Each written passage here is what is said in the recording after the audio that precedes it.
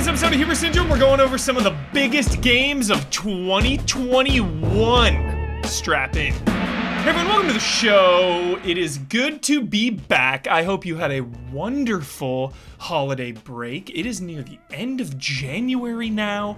We are in 2021. It is the first full year of current gen consoles, no longer next gen, current gen.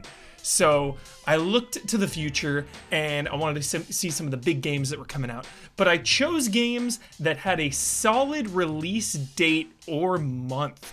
So you won't see games like Resident Evil Village on here, Last of Us Factions, God of War Ragnarok. Those are obviously some of my most anticipated, but we don't have any dates, so I wanted to focus on that. Also, this goes up the day of the Resident Evil Village showcase, bad timing, so I'm sure we'll take a deep dive next week. Without further ado, some of the biggest games of 2021 coming at you. Let's go. First on the list, January 28th, coming up quick, The Medium. I've spent my whole life looking beyond the edges of our reality. Even as a child, I saw things that would break a grown man. So excited about this game. This has been a long time coming. This is from Bloober Team, the makers of Layers of Fear, Blair Witch. I am so excited about this. First, because it looks like a really awesome psychological horror game. You know, you're in two different realms. You have spirit energy that you can use for puzzles or combat. And the other reason I'm excited is because this will be the first horror game to take full advantage of these current gen consoles. So I'm just so excited to see where we're gonna go. You know, this is the first step into current gen with horror. So excited. The Medium, it's coming up so quick. Brace yourself. All these people, they weren't just killed. Their spirits were ripped apart, broken beyond repair. Next up is an oldie but a goodie, Super Mario 3D World plus Bowser's Fury. Coming out on February 12th, this is an enhanced port. You got Mario and the gang running faster, there's amiibo support, you can take pictures now, and instead of the Miiverse, you can put them into the game. And most importantly, there is online multiplayer. So I'm just so excited to go through this game again. It's Super Mario, you know my love for it. Check out our Prison of Love with Kyle Bossman, where I try to change his mind about this game. One of the only co-op focused Super Mario games. So it gives me something that not a lot of other Mario games can do, and that is some jolly cooperation. Let's not forget Bowser's Fury. This is a huge sandbox environment, like Mario Odyssey style, just a huge open area where Bowser keeps awakening kaiju style, raining death on you.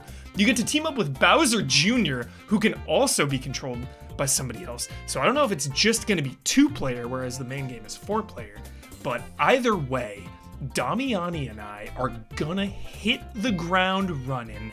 I don't care. He can be Mario. I'll be Bowser Jr. I don't care. The bonds will be formed, and we are going to take you out, Bowser. Once and for all.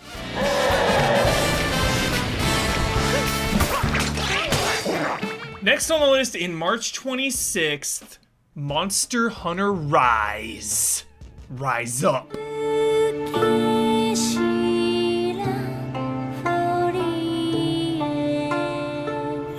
So I had never been a Monster Hunter fan until Monster Hunter World. That was my introduction into the series, and a lot of that has to do with my main man, Ben Moore, for guiding us through weekly hunts, week after week. So when I saw Monster Hunter Rise, looking kind of questionable visually as a Switch exclusive, I know this series has its roots in handheld gaming, which is fine, but I was, after the gauntlet that Monster Hunter World and Iceborne were, I was like, oh, maybe I can take this one off. Maybe I can skip it.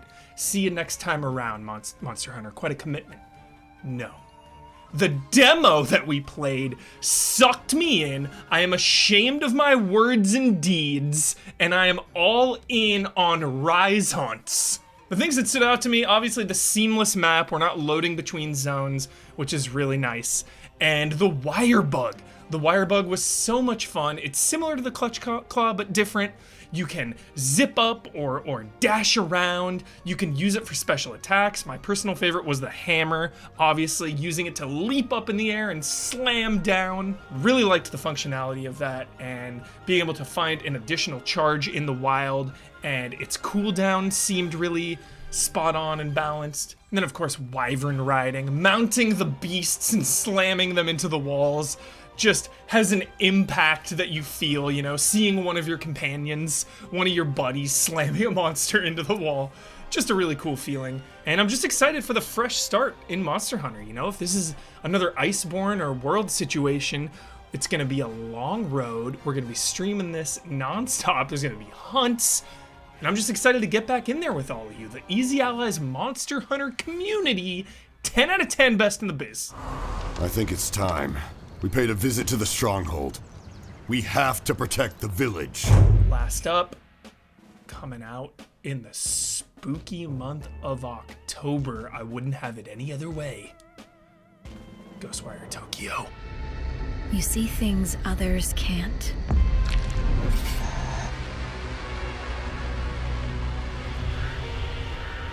Hear threats others don't. Coming out first on PC and PS5 for about a year, because we know Microsoft now owns Bethesda, who owns Tango Gameworks.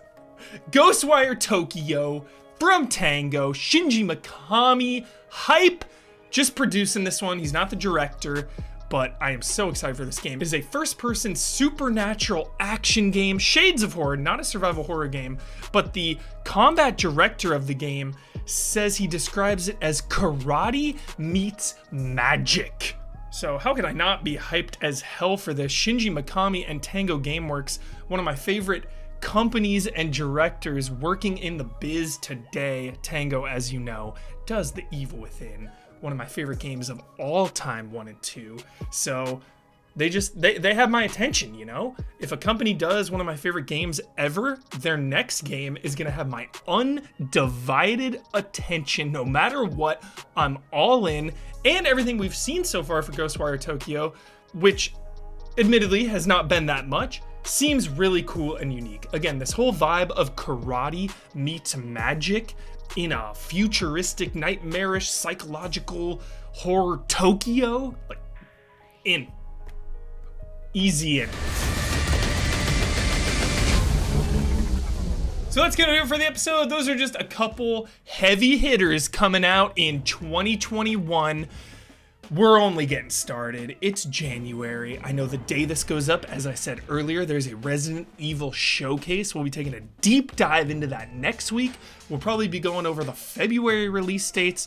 We got a lot coming up. We're just getting started. Some heavy hitters, 2021 current gen. It's go time. See you next week.